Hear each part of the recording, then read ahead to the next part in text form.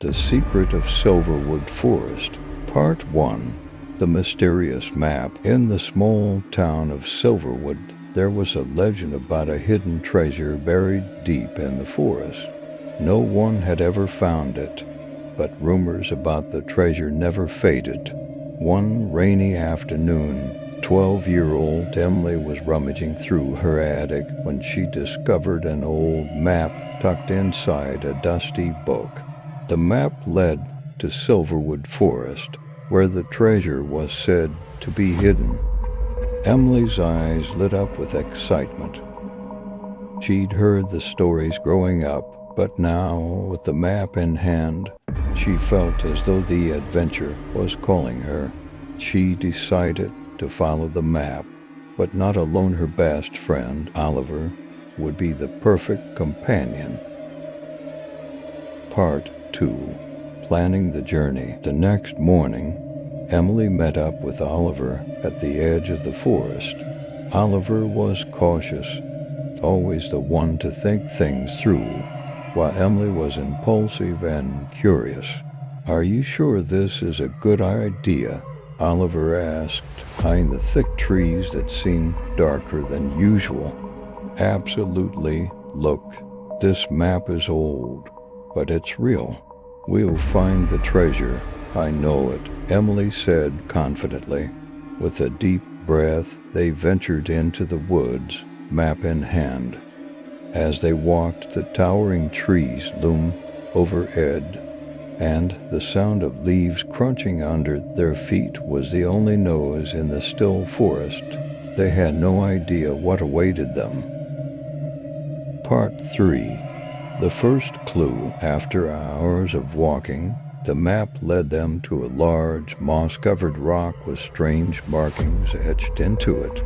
"This must be the first clue," Emily whispered, running her fingers over the symbols, but they couldn't read the markings. Oliver, always prepared, pulled out his notebook.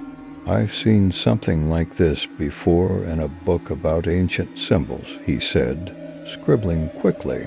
After a few minutes, they deciphered it. "Look to the trees when the sun is at its peak." They realized they had to wait until noon. Sitting down, they shared some snacks and nervously watched the sun inch higher in the sky. Part 4. The Hidden Path. As the sun reached its peak, a beam of light hit a particular tree.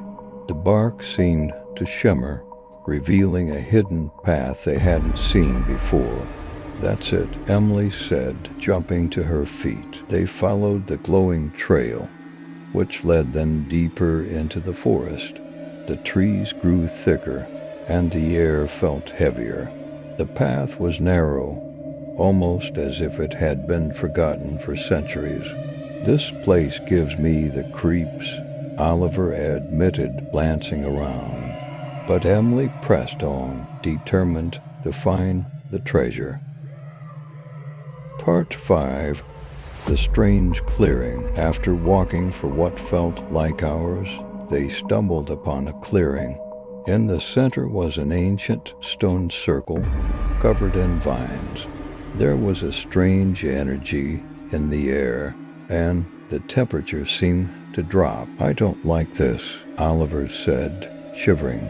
But Emily stepped closer, drawn to the stones. On one of the stones, there was a small inscription, "Speak the truth and you will pass." Emily read aloud, "Speak the truth? What does that mean?" Oliver asked, confused.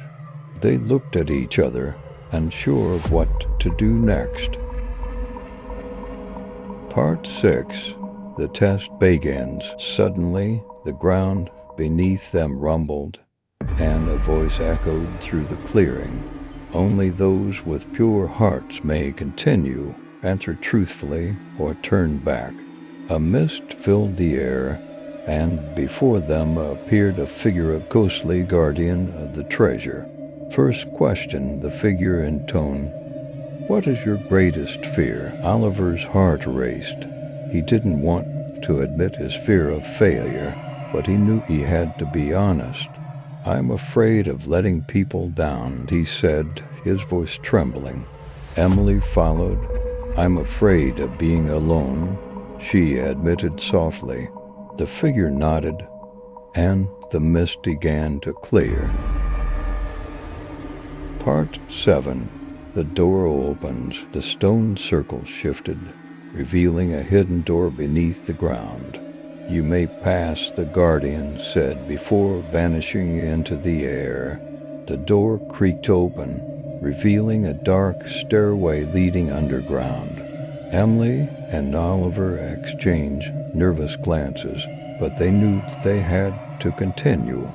They descended the stairs, the air growing colder with each step. At the bottom, they found themselves in a cavern lit by glowing crystals. In the center of the room was a large, ornate chest. Could it be the treasure? Part 8. The treasure chest. They approached the chest cautiously. Emily hesitated, her hand hovering over the latch. "What if it's cursed?" Oliver asked. "There's only one way to find out," Emily replied, pulling open the chest. Inside they found gold coins, jewels, and old scrolls. It was more than they had ever imagined, but as they reached for the treasure, something strange happened.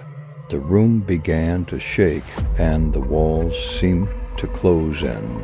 A booming voice filled the cavern. "The treasure is not what it seems." Part 9. The real treasure. Suddenly, the gold and jewels vanished, leaving behind only the scrolls. "What happened?" Emily gasped. Oliver picked up one of the scrolls and unrolled it.